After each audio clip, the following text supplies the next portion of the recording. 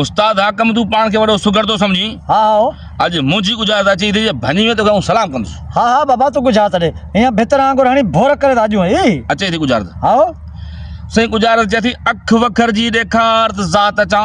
हाणे गोल गोल ख़बर पए। वाह सही वाह अख वखर जी ॾेखार अख वखर जी ॾेखार त ज़ात अचां। ज़ात अचां जी साईं। ज़ात अचां अच्छा। ज़ात जा मारवी बचे मरी ज़ात जा बचे सामा ज़ात जा बचे के बारी जा ज़ात जा बचे भेण ज़ात जा वासे मां बचे भेण नथी चए नथी। भट्टी ज़ात जा बचे कोरी ज़ात जा बचे कान्या ज़ात जा बचे कच्छी ज़ात जा बचे अल्लाह वाह सही वाह मंगणार ज़ात जा बचे मेरासी ज़ात जा बचे मगसी ज़ात जा बचे मंगणे जा ज़ात जा बचे। वाह सही वाह बच्चे वराए दे सही गुजारत चए थी अख वखर जी ॾेखार त ज़ात अचां।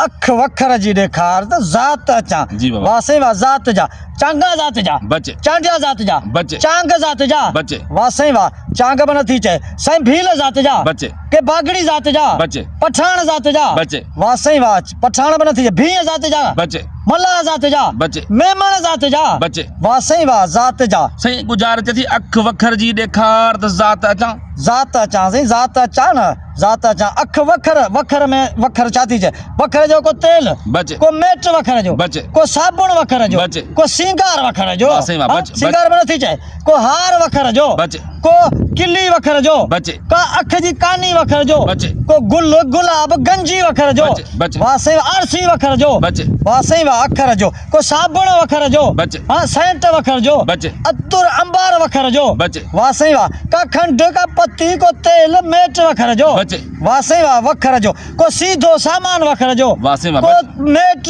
का पत्ती का गुड़ का कत्तल को लीमो को वखर जो बचे को धाणो मिर्च मसालो वखर जो वाह सही वाह, बचे, हाँ? बचे। मिर्च मसालो में नथी नथी चए चए। वाह सही वाह को थूम वखर जो वाह सही थूम वाह, बचे वाह सही वाह को बसर वखर जो बचे। वाह सही वाह वखर जो वराए दे सही गुजारत चए थी अख वखर जी ॾेखार त ज़ात अचां। अख वखर जी ॾेखार साईं वखर जी ॾेखार अख वखर जी को पा को शेर बचे को मण को अध मण वखर जो बचे, ॾे बचे। हाँ को धागो वखर जो बचे। का ढेरी वखर जो बचे साईं, बचे। का सुई वखर जी सुई बचे वाह सही वाह का सूतली वखर जी अदा बचे। सूतली बचे का बोरी कट्टो पाचको वखर जो बचे वाह सही वाह वखर जो सही छा थी चए वखर जो छा थी चए को मेट को वखर जो बचे। हाँ का जरी का कानी वखर जो बचे का अगठ विंजणी वखर जो वाह बचे वाह सही वाह वखर जो को खार को वखर जो वाह हाणे उस्ताद हाकम खार में वाह वाह वाह वाह ताड़ी ताड़ी ताड़ी ताड़ी अदा सजी कर सही गुजारत चए थी अख वखर जी ॾेखार त ऐं ज़ात अचां। वाह सही वाह ज़ात अचां सही अख जी झलक अख जी झलक हा दीदार माना झलक दीदार हा।